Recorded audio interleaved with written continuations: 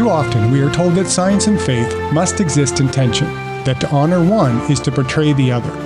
But what if the real invitation is not to choose, but to allow both to deepen our wonder? Welcome to We Have a Spiritual Problem, a podcast where we confront the deeper questions beneath our personal struggles and collective crises. I am your host, Dr. Jeff Armstrong. I am not a theologian or a philosopher, or at least by training. I am a PhD exercise physiologist with an interest in the intersection of the physical and the spiritual. My guest is Brian Cranley. Brian brings a rare and needed voice to this conversation. With a background in biomedical engineering and a master's degree in divinity, he bridges these worlds in ways that are honest, thoughtful, and spiritually enriching. His book, The Call of Wonder, explores how discoveries such as the Big Bang and evolution do not threaten faith, but instead open new dimensions of it. We'll discuss how Genesis creation stories and modern science can stand side by side, how centuries of philosophy and theology can inform our search for meaning, and how wonder itself may be the most authentic bridge between faith and discovery. Brian, let's just start with a little bit of your background. First of all, welcome to We Have a Spiritual Problem. It's a unique podcast where I get to kind of dive into both my physical and my spiritual interests. And you know, your book Call of Wonder is something I'm really excited to explore. So just kind of give us a little bit of background. You have a background in biomedical engineering as well as divinity. How has living in both of those worlds shaped how you see science and faith? Great question. Thank you for having me, Jeff. I would say, so I do have a background. I did my undergrad in biomedical engineering at Texas A&M, thinking about doing medical device designing or med school. And then after college, I felt, what felt like a higher calling to go to seminary school. And so I went and got a master's of divinity, ended up not going into ministry, coming back into the medical device world where I work now as a medical device sales rep. But those two educations, I thought for 20 years would never go together, So I've been kind of living that mystery of one side philosophy, theology, the other side science, and I'm interested in both worlds. And then one day, watching a YouTube video, it kind of all came together, and that's what started out the idea for this book. So, I've been living that kind of tension for a long time, and this book really helped me kind of process, well, how could these worlds actually go together? And it just has led to a lot of really cool areas. It's amazing how many of us are kind of dancing in that area of tension. And for me, it was kind of in the geology realm. And then it's evolved more as I've gotten into exercise physiology. But let's kind of start. How do you define spiritual or spirituality? Well, I believe in classical theism, I guess you would call it. I grew up Catholic, still Catholic today. So I define spirituality as the human person has a soul, an immortal soul, and tapping into that and your relationship with God and I guess other people, looking at other people from that perspective, that we are all uniquely, wonderfully made, with an eternal soul or immortal soul.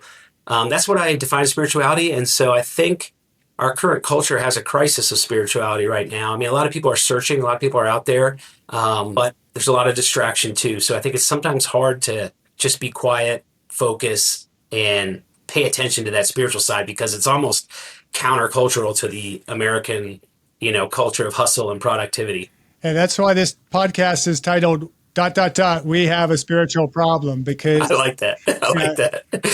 It really arose from having a conversation with one of my earlier guests. She was actually a guest on my other podcast, Lauren Axelrod. And we were talking after recording the first episode, and she just, we don't have a problem with this, or this. We have a spiritual problem. And a little light bulb went off. It's like, that's a title for another podcast because, almost all the problems that we face as a society come down to, no matter whether we define it from a religious point of view or a more secular point of view, spiritual is the source of our problems.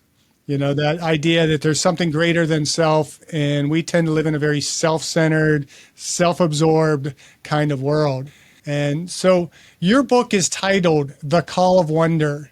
What does wonder mean to you, and why is it such an important starting point for bringing faith and science together? Well, it's funny because when I was writing the book, the one thing I knew I wanted to do was title it wonder of some kind. I wanted the word wonder in there because for me, when I was dealing with the tension between faith on one side, science, and space geology on the other side, I started noticing that similar experience in both worlds. Okay, there's wonder when I go into this cathedral with the frescoes and I just sit in silence. And then there's wonder when I go outside on a dark, clear night and look up at the stars. There's sort of a similar feeling to it. And so when I wrote the book, I really tried to tease out what do I mean by wonder? And I ended up with a term I'm calling authentic wonder, so that it's not confused with the wonder of the imagination. For example, when you're kids, you're dreaming up games, or when you're older, you're imagining maybe a business you want to start up, and it's all exciting in your mind. That's kind of one type of wonder. A second type would be social media or CGI movies, where it's a very sensationalist type of wonder that bombards your senses and pumps the adrenaline, and it's very exciting. But then afterwards, maybe you feel a little empty or whatever, some time wasted. The natural world and science and God, that type of wonder that comes there is sort of a different type of wonder that kind of hits you to your core and stays with you long after. So I wanted that in the title, wonder, and I ended up with the call of wonder. One, because anyone who writes a book today will find out that almost every title you want is already taken in a book. So I ended up with the call of wonder, but also because I wanted it to be this idea that we all have this innate sense of wonder. It's not something we create in ourselves, but it's a response to the natural world, and I believe to the existence of God. And that's naturally in us. And like you're talking about, this crisis, the spiritual crisis comes from us pushing that down, I think, and not nurturing it, not giving it the attention it needs, and setting aside time and recognizing this as a real priority. I think it can lead to a lot of mental health, issues, and just hyper focus on myself and my problems instead of looking at these big realities that are out there. Wonder, I love the term, but it's supposed to be kind of awe and wonder, that type of experience.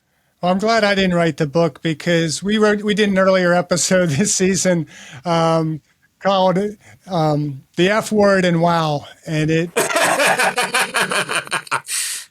basically, I like it encompasses what you're talking about here. But, Lauren Axelrod and I were having a conversation. She was telling me a story about a friend of hers that had a stroke, and she was left only being able to say two words, and it was the F word and wow.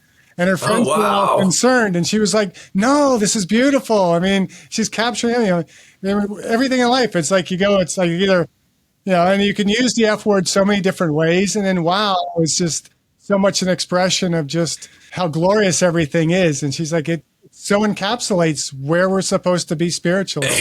You only need two words. Yeah. She said, and then we got to add in probably thank you in there too. We got to have some word of gratitude. Some gratitude. That's funny.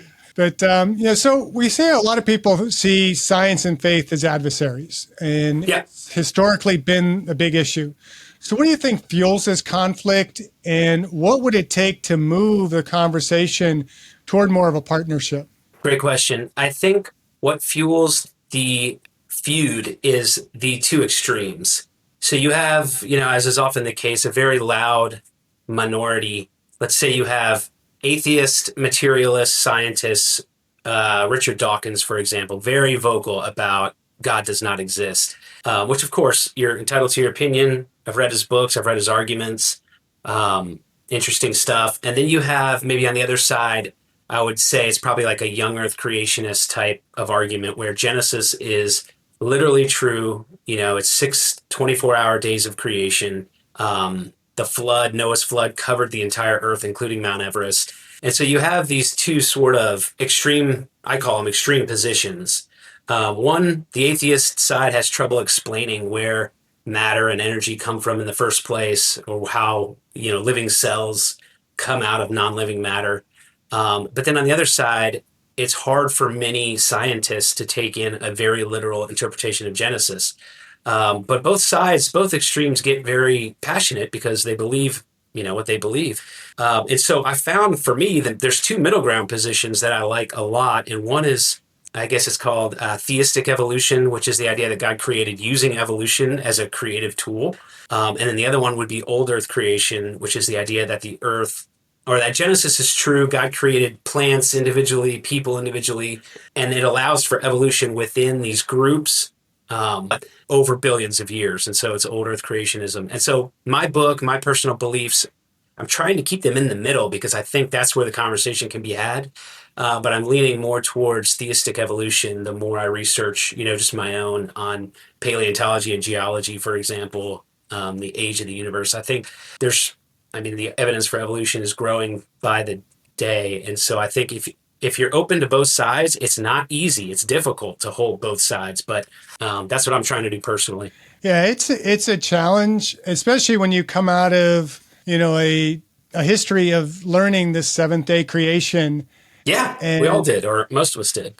And I'm curious, kind of what was your kind of wake up moment when you found the conflict of those two sides hitting on each other, and then you were able to kind of resolve it and get to where you're at? And I'm sure in another year, 2 years, you might be a little bit different in terms of your view. Yeah, it's definitely evolving. But some of the things that really changed my view was when I took a scripture class on Genesis, and we did form literary criticism, and they show how Genesis is written, or Genesis 1, I'm sorry, the first creation story, the 7 days.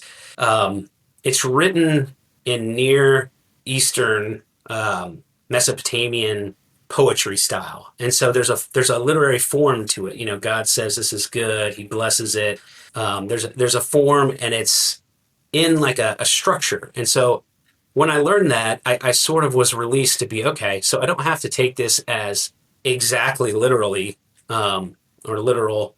I can take it as conveying truth in a different form, in maybe a more poetic form. And so that really freed me to I guess, look more into the science and see. And then recently, I discovered while writing the book that Genesis uses multiple different verbs for creating. There's 4, I think, but the 2 that I talk about in mine is Genesis 1:1 is God created the heavens and the earth, which is the word bara, which is what we normally associate with creation from nothing, like a divine creation from nothing.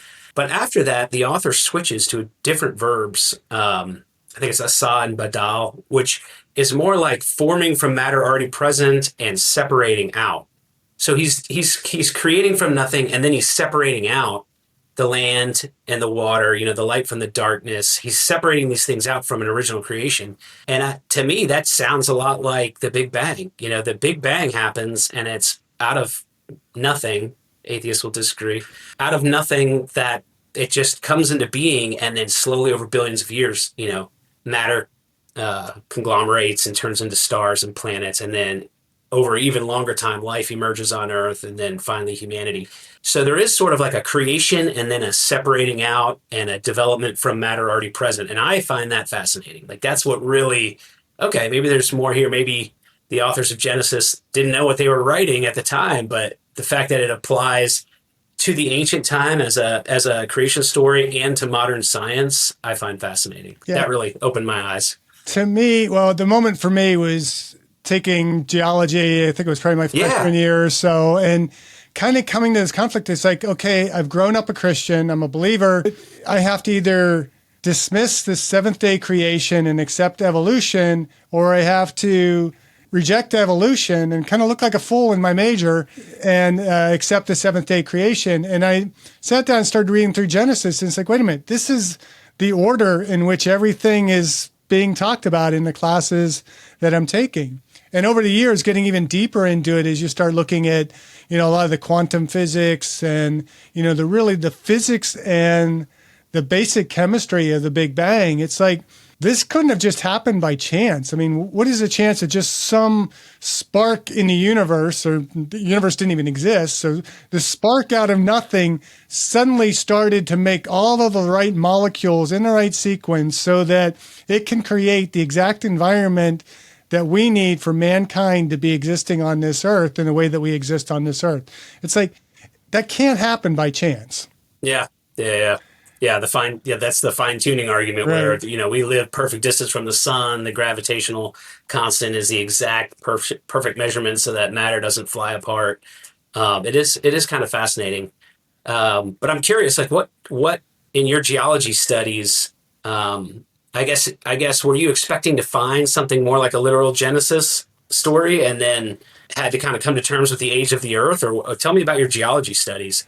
Yeah, I mean, I didn't get deep enough into my geology. I mean, I ended up getting the degree, but it led me to exercise physiology, which is a whole nother story. But I don't know really what I expected. I think I was a bit naive in that. I mean, I had a geology teacher in high school that just, and then never kind of brought up that conflict of creation and evolution. And so just that kind of that wonder of the structure of this earth and how it's all formed.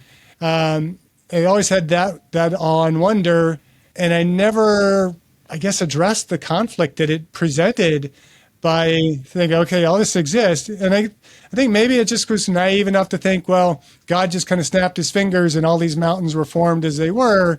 And then you realize there's no way that you can accept that these mountains were formed in the way they are right now with just kind of the snap of God's fingers, that there had to be a process involved and it takes time. And then you start looking at, paleontology and fossils. And I know there's some that believe that, the dinosaurs were placed there basically by Satan just to confuse man. And, the fossils were all just part of the creation, that God kind of put all that there, which, okay, maybe that's true, but why would God go to that trouble to just confuse us like that? He's not a God of confusion.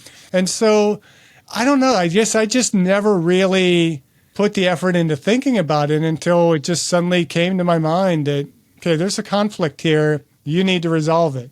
I read about in chapter 1, I talk about how we all have this cognitive dissonance when it comes to faith and science, but a lot of times we're just not consciously aware that we have it. And so I mentally force myself to go back through my life and think, how did I deal with that? And really, it's almost like the mind has a really difficult time holding the two in tension together. And so I would go through periods of believing in Genesis and just kind of pushing out the ideas of science. And then I would go naturally out of a love for science back to believing in whatever, the Big Bang, and thinking that was against Genesis and just pushing out Genesis. And I just kept going back and forth, not able to let either one go. And so finally, I guess just doing the difficult work of looking at everything and really, questioning, what do you believe, and what is Genesis all about, and what does the science actually say?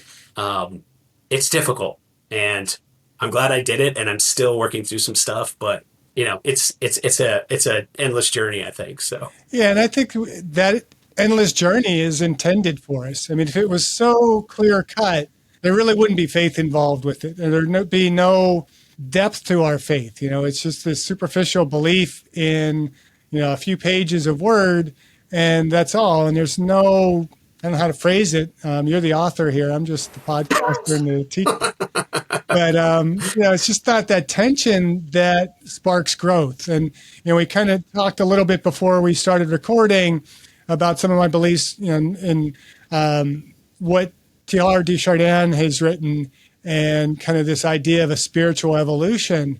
And I think there's so much of that tension is necessary for not only physical evolution, physical growth, for, just the change in the physical nature of our world and our universe, but also in our spiritual nature, and that we're kind of at this point where we've evolved physically, but now it's time for man to be pressed into the real evolution, where, our consciousness is evolving more toward God, toward Christ. And that takes tension. Again, it's not something that is easily just snapped our fingers and it's there. Right. And I think one of the things I write about in my book is one of the divine attributes of God that most monotheistic religions agree on is that he is unknowable in a certain sense. He's a mystery. Right.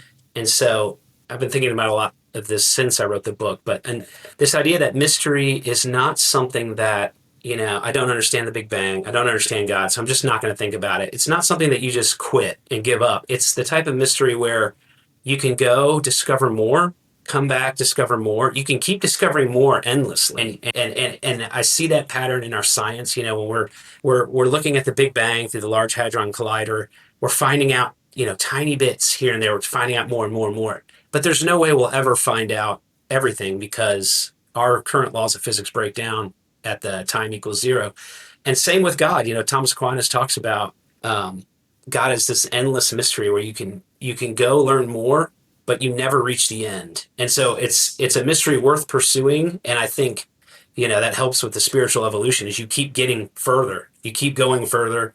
We talk about these ideas as a culture and we grow, but we never reach the end, which I think is awesome. It's Yeah. very fulfilling. And I think that's one of the beautiful things of religion too, is that we're all seeing God from a slightly different perspective. And the more open we are to those other perspectives, the greater the glimpse we get of God. Yeah, and we're not capable of seeing God in his entirety or her entirety, its entirety. However, again, any of our listeners want to paint their picture of God, it's too big for us to fully understand. But when we really dive into it and we allow ourselves to explore more and more of those pieces, it's a call to wonder. Yeah, it's called wonder. And you don't want to be able to figure God out No. completely. What kind of God would that be if you finally figured him out and understood him completely? Then you would kind of be above God by understanding him. So it's nice that it's this gift of like an endless mystery for us to continually come back to. So yeah, that's awesome. Yeah, I mean, for me, I went from geology into exercise physiology. And, when I did my PhD, I minored in anatomy.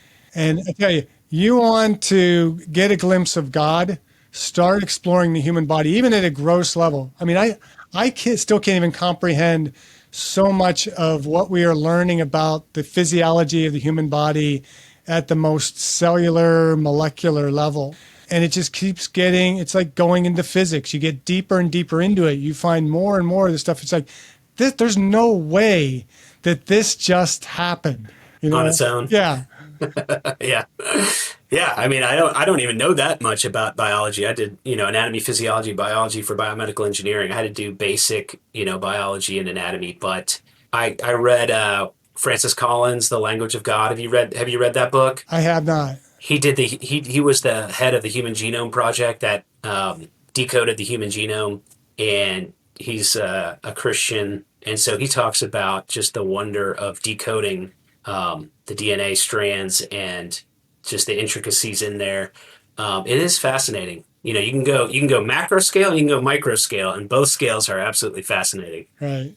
And it's the physical universe as well. I mean, you go into astrophysics, the bigger you get into it, the more awe you're going to find. And the smaller you get down into quantum physics, the more awe you're going to have. And, we can argue all we want about the theology of all of this and how we practice religion, but all that does is cause conflict that doesn't get us anywhere. The more we dive into the wonder, I think the more we are going to resolve these spiritual problems in our world. Yeah, and I think it is an antidote for what a lot of people are looking for today. So I'm trying to get the word out, and I'm also trying to preach to myself, to take that time to make sure I get outside, for example, just go outside, take a daily walk for 15 minutes, because I think getting back into nature, whether you believe in God and we were created in a garden to walk with him, or if you don't believe in God, then we evolved from the primate line outside. Either way, it's better to be outside. I think we're kind of made for that. I'm trying to, stay outside and stay close to creation, to just let wonder work on me more. So in your view, how do the Genesis creation narrative speak to scientific curiosity without really having to be reduced to scientific explanations? That makes sense? Yeah, I think the best discussions I've heard on this is that Genesis is trying to say who created and why, and sort of the deeper meaning in creation. It's not necessarily trying to speak to the how of science. And so I think if you hold it in that regard, it's not a science textbook to me. It does have some things that pertain to science, but it's not supposed to be like a cosmology textbook per se. And so if you put science kind of where it's supposed to be, a discovery, measuring of the physical world, then you can take science as it is, and the deeper meaning you can take in Genesis. And I think you have to recognize that the texts are trying to convey something differently, but that they can be complementary. So that's what I'm personally going through the science to see how God did it. And through the Genesis text to see that he did it and that there was a beginning and why humanity's here to kind of help find our purpose in the world. I don't want to offend people with this question or stir up any real controversy. So you're free to not answer it if you choose not to. But how do you address the persons who believe in God, but because of the language of the Bible, take that to a flat earth philosophy? Flat Earth is tough for me because of just basic physics and how planets form from gravity. That one's tough. I have a couple friends that have sent me some stuff on flat Earth, and I have listened to a lot of it. I just don't. I guess help me understand flat Earth. Is it the idea that Genesis is literally true and that a flat Earth explains the Genesis world with the firmament better? Is that what it is? I think so. I have a harder time understanding the flat Earth kind of approach than I do understanding a more Big Bang type of theory for the creation of the Earth. I mean, to me, if you had that much matter in space, it's gonna just take a sphere, shape just from the way gravity works. If it was a disk, you would, different parts of the Earth, you'd have crazy different gravity experience when you're in the middle versus towards the edge. I just don't see how it could work, and I think God is a God of. I mean, he upholds the physical laws and he honors them. He created them, so he honors those. So I don't see it, but it's interesting. I like everyone's theory. I try to keep open to everything because I love learning what people believe. It's kind of like that extreme where if you are totally anti-God and you just deny any possible existence or involvement of God in the universe, then you're on that one side. And then the other side is where you so much believe in God and the Word that you deny the very clear physical laws that guide how this creation operates. Yeah, people talk about there's two books. There's the Bible or the Quran or whichever book you hold as revelation. And then there's the book of nature, which God also wrote. There's two books, and we have to look at both of those books. I love that idea because they're both, I don't know, I've heard the argument that God could have created in 7 days, but made it look like there's an ancient history to the world. But I don't like that argument because of what you said. God is not a God of confusion. He doesn't try to, I guess, pull the wool over our eyes. And so I think it makes sense with God's nature that he created what we see in our science. He created an ancient world, and that more resembles the truth that he is. So I don't know, but I just find it fascinating. Like, I will read anything anybody puts out. I'll watch any documentary. I love hearing what people believe and why and trying to make sense of it all. Big questions. There are big questions out there. Yeah, the big questions. Again, I mean, if we take it from a spiritual point of view, where we're just trying to explore and understand God and our existence and our relationship with one another, there's no need for conflict over it. It's just, let's explore and learn more about ourselves and about our origin. And some of the best conversations I've had after writing this book are with atheists. My atheist friends, and then atheists online who are much more aggressive and very vocal. But I have learned tremendously from both. Two of the best atheist materialist arguments for no God existing are the problem of evil and suffering. Like, why, if there's a good God, do people suffer so much? Do animals needlessly suffer? So there's that question. And then the other argument they make is that the Big Bang, life from non-living matter, and humanity all seem to have a natural explanation. In their mind, a Big Bang can happen from nothing just because of the laws of gravity and empty space. Living material comes from non-living material, just, given enough time, and then humanity evolves out of the primate line. And so a lot of them don't see a need for God, and they'll often say God is unnecessary and you're injecting him into the conversation. So those are the three places I focused on in the book. And what my conclusion is that God always uses the natural elements when he works. If you look at any miracle from the Bible, there's a natural element, and I find this absolutely fascinating. There's a burning bush. He's splitting a Red Sea in two. Jesus is rubbing mud on your eyes, and he's baptizing with water. He's turning bread into his body. He's always picking something from the earth to use a miracle, both in the Old and New Testaments. And I think that's because he's trying to remind us of Genesis, where he says, hey, remember, this creation is good. This is good stuff. This is where you need to return to. And so I don't know. I just think that atheists have a hard time explaining the Big Bang from nothing. And it's a really hard, we still can't create a living cell from non-living matter in a lab. I don't think we'll get there. So that's still, there's still this element of miracle and mystery, even though it appears natural. And so my argument is that that matches the miracles of Jesus and the miracles of the Old Testament. Exactly. These three miracles of science. There's this sort of cohesiveness to it all. And it's just blowing my mind. So I keep thinking about that. But yeah, the arguments with atheists, I've learned a ton. They're very well educated, some of them. And the best argument I had was with a guy who, this is online, so I don't know him, but he said, if I'm being intellectually honest, I have to tell you that I cannot disprove God. And I was like, that's honest. And he's like, and you have to be intellectually honest and say you cannot definitively prove God's existence. And I was like, okay. But what that did for me was say, hey, you can be a rational human and believe in God. Right. You know, it's ultimately, in my mind now, it's a choice. Like you can pick, I think it's harder to be an atheist, but they don't, you know, they think it's harder to believe in God, but there's rational arguments on both sides. And I wrote the book partially because I want people who have maybe left faith or they just can't believe because of a literal interpretation of Genesis. I want them to have the rational arguments that have been here throughout history since Plato and Aristotle that show it is rational to believe in God. And you have to explain a first cause in my mind. And so I don't know. Sorry, I'm rambling on, but no, that's fine. So do you address consciousness in the book? I don't from the modern sense of the word. I have a chapter on the human mind, like the human rational capacity, but it's more a comparison of our thinking versus every other animal.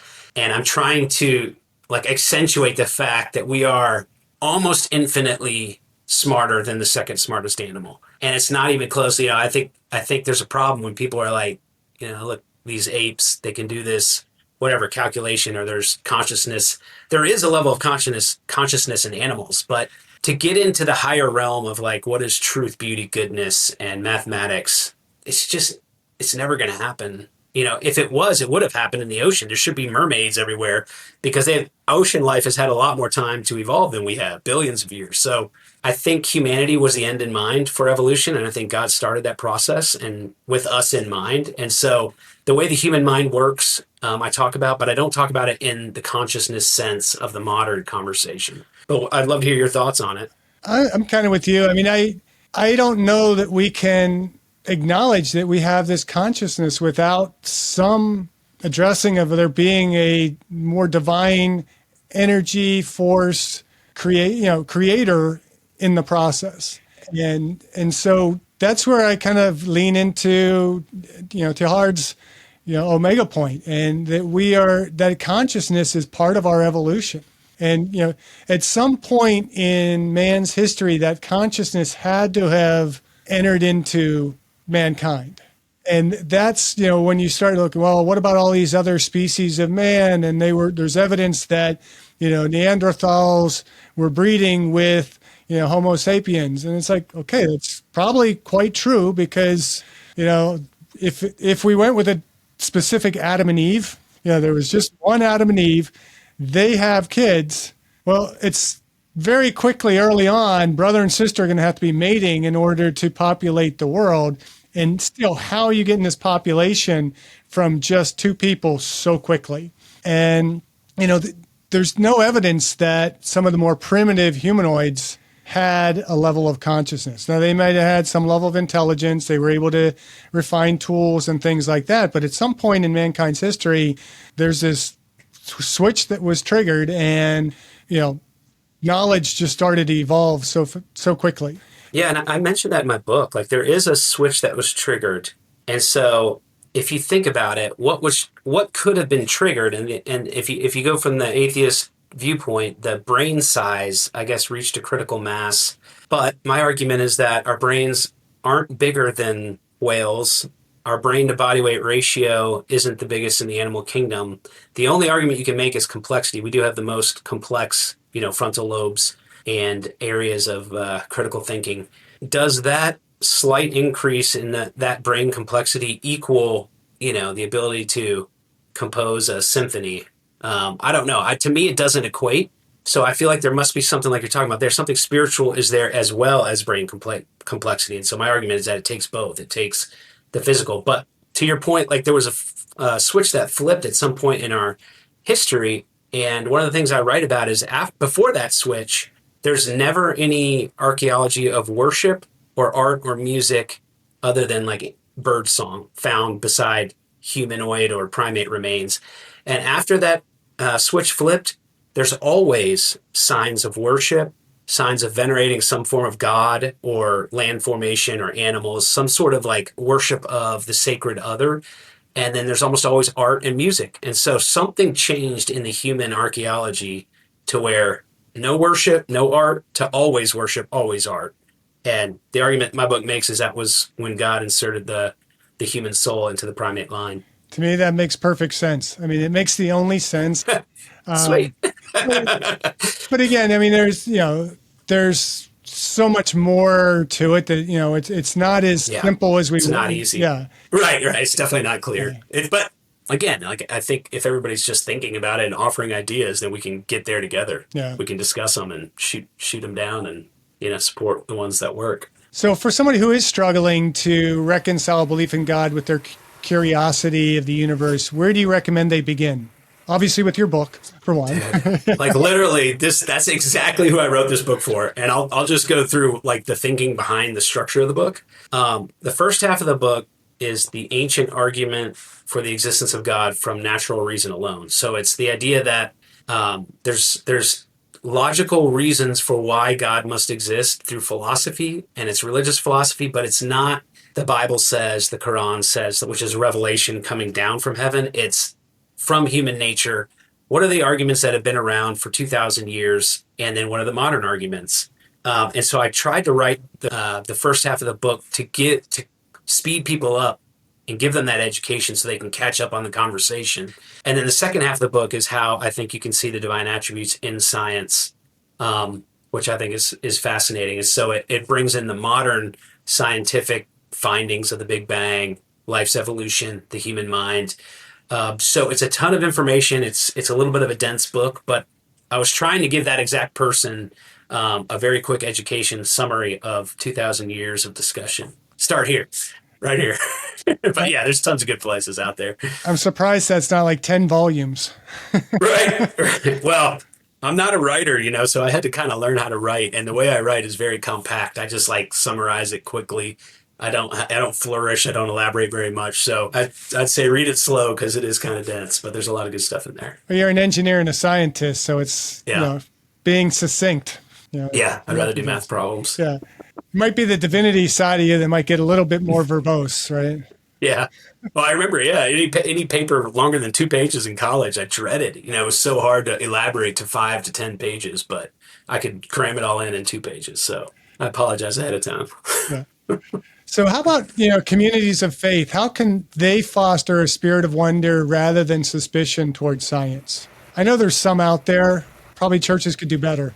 Yeah, man, that's a good question. One of my friends, Stuart Orr, has a group called Socrates at Saddlebrook, where they're actually doing ministries to try to integrate science with faith and creation and evolution and trying to bring that as a ministry to their church. So I think doing things like that is a good way that faith communities can open up that way. But it really, unfortunately depends a lot on denomination or religion in general. If you're sort of allowed to look at science, like some religious groups won't even allow you to use modern medicine or whatever it is. So it's difficult. So I think it's an individual search. I think it's each person's individual search. And I think we're all doing that search.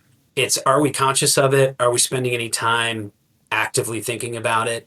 So yeah, I think it's an individual search, but obviously they can support ministries that look at the science and try to integrate the two. I don't know. What do you think about that? What's your thoughts? I think the same thing. I mean, you're not going to find it in every denomination, and I don't think we're ever going to have. Well, at some point, we'll have to have all come together. I mean, if we are indeed believing the truth that God is going to basically unite all into one common spirit, faith, and such. So it's not going to come from just suddenly every denomination coming together and saying, okay, we're going to start exploring Genesis from a scientific point of view. It's going to come just from people like yourself, coming from different faiths, writing from their point of view tying science to their perspective of God, the science community being open to it. And as I see it more and more, especially when you get into the quantum physics side of science, it's getting harder and harder for a lot of scientists to deny something greater, some kind of creating being that's directing all of this. And so I think a lot of it is just going to be allowing ourselves to enter into the tension, have the conversations without being argumentative, and understanding that, one of my favorite scriptures in the Bible is where Christ talks about, the people coming to him and said, about talking about all the things they've done. And he said, "Who are you? I don't know you." And it tells me that, at some point in our future history, God's going to be addressing us and saying, "You think you were a believer, but you are so far from what I was trying to teach you. And this person over here who you think is nothing like Christ or like my teachings is more what I was trying to go for." And so there's always in my heart that danger of me so far missing the mark, way off. Yeah. And so I'm always coming from a perspective, I'm probably way off here and I need to learn more than I'm adamant in my, the truth of my faith. All I can be honest about it, all I can fully believe in is that there is some greater purpose, some greater force that I define as God, that I don't know what he, she, it looks like, but I know that it's the source of all. And our goal is to come back to being reunited with that force, that source, that God. So I think you nailed it when you said that we need to enter into the tension, because it is not going to be easy for anybody. And, I realized it took me, 25 years to even come to the point of, all right, I'm going to try my best to reconcile faith and science. It is a slow process, much like evolution, for each person. And so maybe you visit that part of Genesis that's really difficult for you. If you're on the side of science, or you go look at the cosmology of the Big Bang, if you're on the side of faith, and with an open mind, just let's look at it honestly and see what we think. And I think God can work on that, and he can use what you give him, but it's not a quick process by any means, or it wasn't for me. Maybe for some people it is, but yeah, I was an undergrad I started undergrad in 1981. So we're looking at, 40 plus year history of exploring these things.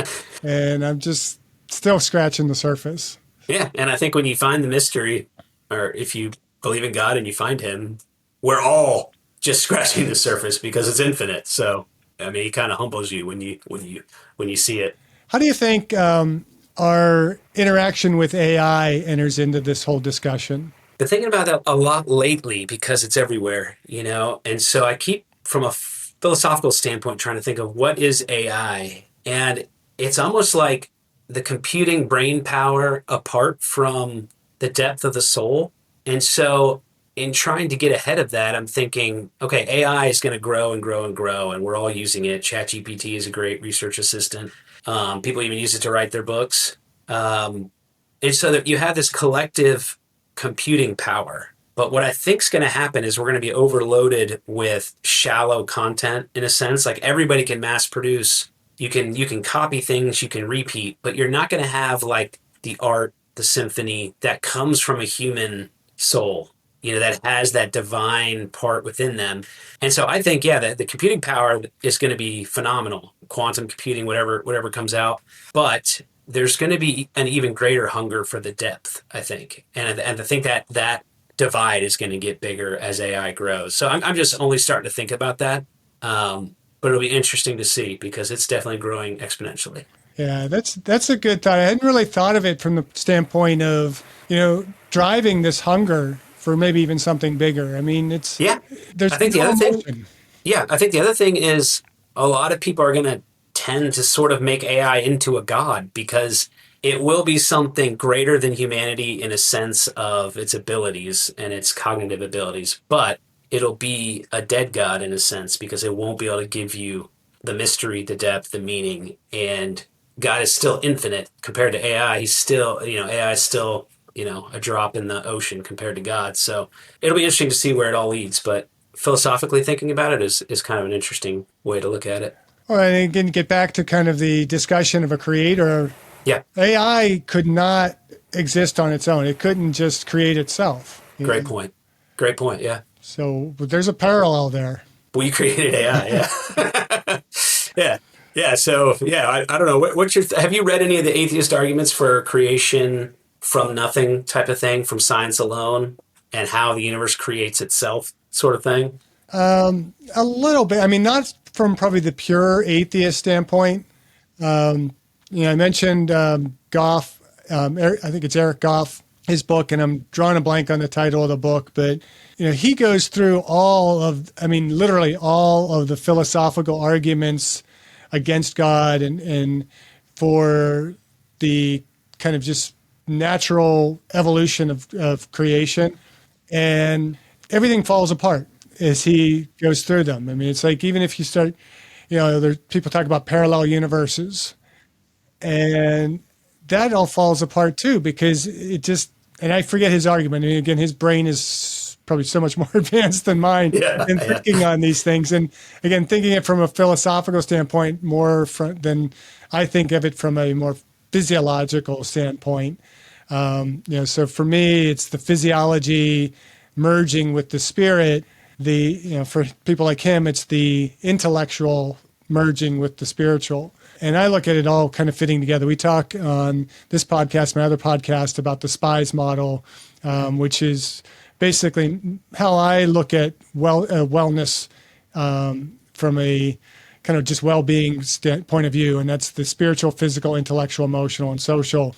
And a friend of mine, Jay, pointed out to me that I always say it in that order. And he's like, are you doing that intentionally because it spells out SPIES?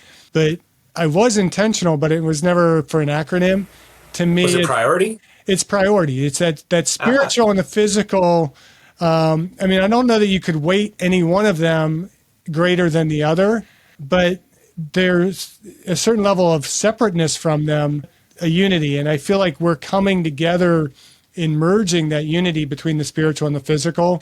And it's only been really recently that I started thinking about, from a Christian standpoint, Christ being holy man and holy God, it's the perfect example of that fusion of our physical side and our spiritual side. Do I understand that? No, not completely. Growing an understanding of it, but I don't like the word like enlightened. People saying they're enlightened. You're not enlightened. You're becoming enlightened, maybe, but we're definitely not enlightened. But so to kind of answer your question, I've read several different, more philosophical points of view that kind of break down the arguments. Like I mentioned, I've read Teilhard de Chardin. He comes from it from a more evolutionary standpoint. But I can't say that I really, in my recollection, read of anybody who is presenting creation from a wholly atheistic view. Okay. So, I've been reading it on purpose lately just to hear the arguments.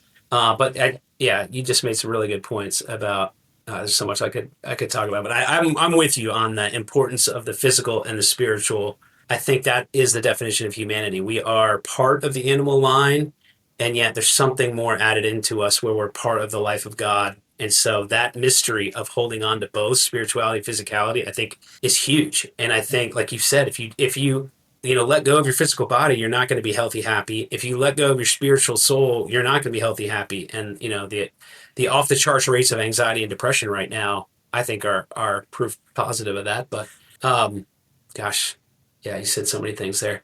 I was going to say one thing, the mystery of Jesus being fully God, fully man. That's one of those mysteries you can think about the rest of your life because you'll never comprehend what that means, but it's fascinating. You can kind of get a little bit more. And I think that's the mystery of what Jesus is or who Jesus is as a person, fully divine, fully physical, is kind of like what I'm discovering in the mysteries of science. Not that they're divine, but there's this element of the divine in the Big Bang in the first cells of life and the human person where, like I said before, it's just unexplainable from science alone. but it also has a scientific, natural explanation. And so it's fully physical, but fully divine mystery at the same time. So anyway, Yeah, well said. we really need both sides. I mean, Yeah, we need I the think so. theologian and we need the scientist if we're Yeah. really going to truly understand God. Yeah. And a lot of these ancients that I talk about in the first part of the book, that's what they were. They were theologians, philosophers. Most of them were doctors, judges in their local. They were scientists. They were, professionals, and they were philosophers, theologians. And I think if we bring that side back, I think it's awesome. Ryan Holiday's trying to do that with Stoicism right now, trying to bring back this ancient philosophy. But if we, as you're aging well, that whole idea of adding in philosophy and theology, I think it will revolutionize some people. Yeah. It's that part they've been missing. Whether you believe in God or not, there's plenty of philosophy out there that's just looking for wisdom. So Yeah, it's hard for me as a professor teaching exercise physiology to not start dipping my toes a little bit into the spirituality as I'm trying to teach my students, and trying to kind of keep that in a safe zone, that I'm not offending anybody, not putting my job at risk or any of that kind of stuff, but just kind of opening people's eyes to the fact that this is just too wonderful of a creation to not be a creation. yeah, It's just like, it's too magnificent to not be something greater than just this lump of carbon, hydrogens, and oxygens and a bunch of other chemicals and stuff. It happens to have a level of consciousness that can think a little bit more than the monkeys. Yeah. But it also underscores the need for seeking our purpose and seeking a greater humanity. And that's where the Spirit is really, really necessary, I think, from, of the salvation of mankind. Whether you're talking salvation from a Christian standpoint or salvation just from a survival standpoint, it's necessary that we have that consciousness, we develop that consciousness, and that consciousness evolves beyond self. Yeah, and I think, as I'm promoting this book, I'm talking to people from all belief stages and different religions. And like you said, you don't know where someone's coming from. I don't want to offend a hardcore atheist by, assuming they believe in God. And one of the things I think we can all agree on is getting outside, getting into creation provides that wonder. And for the spiritual person, it provides, you get in touch with God in that sense. Also, philosophy, the language of philosophy, is a common ground where believers and non-believers can meet and discuss, things about God's existence, but also just virtue, human virtue. What does it mean to live a good life? Like you're talking about, how do we treat each other well? That's important, whether you believe in God or not. So there's a lot of pretty interesting common ground starting places. And I think if we use those, we can kind of move together in the right direction. Yeah, and one of the intents of this podcast is to bring those pieces together. I've been very intentional of having, atheists. I have, old friend of mine who we attended a church together for many, many years. He's probably, in my mind, one of the most spiritual people I know, one of the kindest, most gentlest, nicest, best people you would ever want to know. And yet he considers himself, he'll tell you it depends on the day and probably the way the wind's blowing, whether he's an atheist or agnostic. But, he has a hard time believing in the God that he was raised in because of just all the problems in the world and the suffering and everything else. But he's, from every other standpoint, a very spiritual person. And so my argument with him is like, you're still a spiritual person. You might not believe that God is at that center of that spirituality, but if we come together and realize, okay, we are all spiritual in that we're recognizing that there's something greater than self, and we have a responsibility to our fellow man, fellow women, treat each other well. Mankind. Yeah, to treat people well, to treat, again, I keep wanting to say creation, but whatever you want to call this earth, the universe, whatever, we are existing in, that we have a responsibility to all of existence to try and sustain it. I think everybody can come to that common ground. Well, if you're not, then, and you say, okay, I'm not spiritual, then that just means that you are narcissistic and you have no desire to care for anybody other than yourself. And that's very few people. And it doesn't require a God to have that point of view. I think. So if we could that come together like it's that. in our best interest. Yeah. Yeah. No, I agree. I'm interested. So the problem of evil is his main sticking point, the idea that there's a lot of evil and pain in the world. Yeah, that is, I mean, that's a tough one for believers to explain away. How do you explain it? Put you on the spot here. Well, the classical argument is that Adam and Eve's sin brought death and suffering into the world when it wasn't necessarily meant to be. The problem there is if you look at, was there animal suffering before humanity came along? And yeah, dinosaurs were still eating each other, a lot of suffering, I'm sure, disease. And so I mean, that's something I still struggle with. I do think our sin has something to do with it, and that it has, I guess, corrupted the physical world in some sense. But there's not like a clear answer in my mind. Oh yeah, totally have this figured out, because I do think I heard Dr. Jim Stump, who runs the BioLogos Institute, he wrote The Sacred Chain, and he talks about they found evidence in cavemen of them caring for each other when they're wounded, and there wasn't like a benefit to saving this person. I do think suffering brings us together, brings you outside of yourself to care for the other. And so I think God could use that to grow you and make you more selfless. But it's still hard to, come to terms with just the amount of useless suffering that there is sometimes. Yeah. And for me, I see it as, again, part of that friction that's necessary not only for physical evolution, but for spiritual evolution. That without that tension in, again, going back to, I'm going to call it creation, because that's my term. Going back, as far back as we can go back in the Big Bang. I mean, there's always some kind of tension necessary to drive the next change that led us to the next point in evolution. We wouldn't have evolution of species without some tension in the environment. I mean, otherwise we'd only have one kind of being that would evolve, because we wouldn't need, to deal with environmental changes or different circumstances. And, as the Earth evolved, as the Earth was created, we went through, the separation of land and water. So now we had to have something that could live on land, something that had to live on water. You had the atmosphere change. And we know from the geological record that the makeup of the environment, the atmosphere, has been different over its history in order for certain things. If the environment wasn't the way it was at a certain time, certain other elements wouldn't have formed. And, so all of this stuff had to happen to be able to get us to the next point.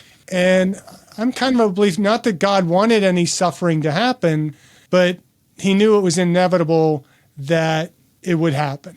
I don't think he wouldn't, and I'm taking this from, again, Lauren Axelrod comment she made, that, God wouldn't have had to say to Adam and Eve, don't eat of the tree of life, if he knew they wouldn't eat from the tree of life, right? So he knew it was going to happen. And so it was inevitable, but that's part of moving us to, again, what T. Hard would call that omega point. Without the hardship in the world, without the suffering, we're not going to get to that point of being God, if that makes sense. Yeah, well, and that is another argument that a lot of people make, is that a physical suffering can lead to a spiritual benefit or a deeper, higher good. So that's an interesting argument. Man, you made me think of two phenomenal books that I just read about the atmosphere being different, at different times, which led to different body structures in animals. I don't know if you ever heard of Steve Brusette. I'm not sure if I'm saying that right. Dr. Steve Brusette, he's a paleontologist. I know the name, yeah.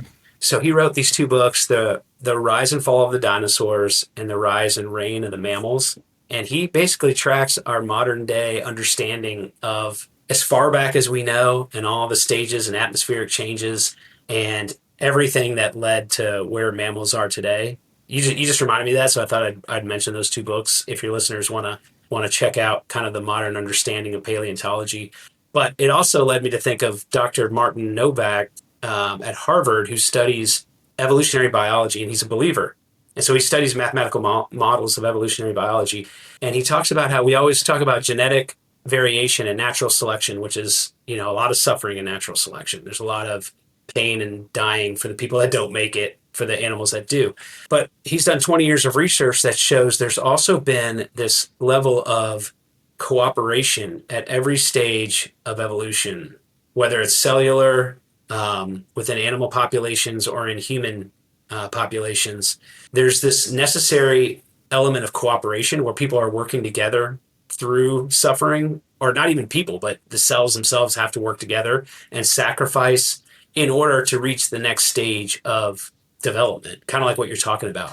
And his book is called, he's got one called Within and one called Super Cooperators, but fascinating stuff on how there is sort of this selfless dynamic built into how life evolves, kind of like what you're talking about. Yeah. Now you just added to my reading list. I don't know how I'm going to have time to sleep anymore. So. Yeah, those Steve Brissett books are fascinating. Yeah. And I think he's a believer too, so pretty cool. So I'm going to ask you, you'll be the first guest that I've asked this question of. And one of my recent guests, Stephen Puri, who he comes out of Hollywood. He kind of left Hollywood and has a company now called Suka. But he posed a question to me in our conversation. He asked me if and I'm referring to it now as the Puri question, so I'm going to ask it of a lot of my guests. If you were handed a magic wand that only had one use and could not be used again afterwards, what would you change in the world with that magic wand? Man, what would you change in the world with a magic wand? That is a good question. Wait, what was your answer? Oh, you're cheating. He pushed back to me. He's like, I gotta get time to think. If I give you my answer, it might change your answer, but I'll give you his answer. His answer was empathy. And I can buy that answer, but my answer was I wouldn't use it. I would destroy that thing. I would bury it because I don't feel safe with that power. And I don't want anybody else having that power because you're basically, you're playing God. With that magic wand, that gives you in that moment a chance at playing God. And what could I change? And I mentioned to him, I said, I could wave that magic wand and eradicate racism. But what if there's one person out there that because of racism was going to act in a way that was going to have a dramatic impact on the future of mankind? And so I don't want that power. I think, when God created in 7 days or 6 days of creation and then rested on the seventh. And again, the whole point of this conversation is the argument whether that was 6 days, 7 days, a million years, whatever. If you look at that point of view, at the end of the 6 days, he rested and left mankind to themselves. And knowing that he did not create, a perfect world from the standpoint of there was going to be no problem, no conflict, nothing else. If it was perfect, then he wouldn't have created a garden where there's a tree over there that if you eat of that tree, you're going to change your path forever. So don't eat it, but I put it there because I don't want you to eat it. And I think that's kind of where that conflict lies, is like if we had that power, what would we do with it? And then we can also look at it from the standpoint, we do have that power every moment of our lives. And in this split second, the decision that I make is a magic wand that I only get one opportunity at. It's just we're getting multiple magic wands that we can keep disposing of and trying again. If it's that one magic wand, I just think there's too much power in it. So did I give you an answer? That's a good answer. Yeah, I think my answer was going to be, I guess, closer to his. I was going to say if there's a way for people to get out of the trap of focusing on themselves constantly. And it's kind of like empathy, but the idea that and this was me for a long time, just always inwardly focused. And I feel like marketing, everything today kind of makes us focus on ourselves constantly. But if there's a way to kind of look at the other person, look at the bigger realities, and focus outside yourself, I feel like that's kind of an empathy, but kind of a get out of the prison of the self. And I feel like that's going to be it would be a lot of freedom for a lot of people. So I'm trying to do with the book, but it's not a magic wand. And I think that, again, it's not going to be this snap of a finger, wave of a magic wand. I think it's going to be the tension that surrounds us that's going to drive us in that direction. And I do believe that we are heading toward, basically what you just described is what T. Hard said is the omega point, that. And so we're getting there. It's just not going to be with the waving of a magic wand or the snap of a finger. It's going to require a spiritual evolution. Yeah. Well, I have that Teal Hard book, and now I'm actually going to read it after you mentioned it. It's a great book. Yeah. It was easier for me because coming from a geology background, I could feed off of that a little bit more. Yeah. No, it's awesome. Yeah, I'm going to check it out. I love that. I'm sure there is so much more we could talk about. I'm going to have you back on here because I just think there's a lot. I want to read the book because I didn't have the chance yet to read the book. So maybe I'll read the book and then we come back and we have a little bit more discussion about it. I would love that. Yeah, let's do it. That'd be great. Yeah, check the book out. I mean, there is a ton in there. We could go on for 5 more podcasts, I'm sure. But sure. I'd love to hear your thoughts on it too after you read it. See what you think. And we could talk Teal Hard too. So okay, I'll read Teal Hard. You read my book, and then we'll meet again. All right. Do you have any final words for our viewers and listeners other than go out and buy the book? And I will have a link to it. I assume it's available on Amazon. It is. It's on Amazon and Barnes & Noble and all that. It's actually on the Kindle. It's on sale for 3 days for 99 cents. So I don't know when this will air, but it's on sale right now. Final words. I would say the exhortation I put in the beginning of my book is if you are on the side of science and maybe atheistic science, check out the ideas of God that came from logic and reason from the ancient philosophers and see what you think of that description of God compared to maybe what you got in Bible school or Sunday school growing up. And if you're on the side of faith and science is scary, check out images from the James Webb Telescope. There's some great, even Stephen Hawking, who is atheist, his A Brief History of Time just blew my mind.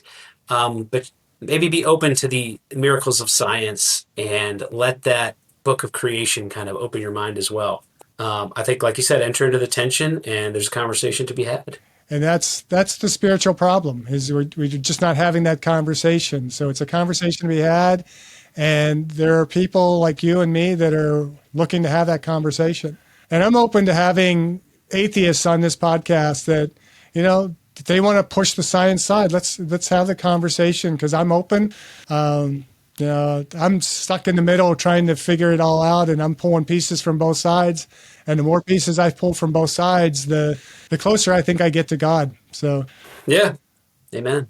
I think I'm closer to God after really diving into the science more than if I had just dived. And I've gone different pathways with religion and different faiths and stuff, and both have given me a different piece of God, and I just know there's so much more to explore.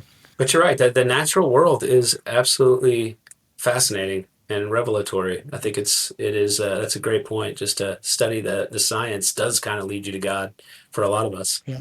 Well, I appreciate your time and the conversation today. This was great. Thanks for reaching out. I'm impressed that you reached out to me on your own, and it wasn't like a podcast booker or any of that kind of stuff. And we're having this conversation, and we're going to have more, and I look forward to those future conversations.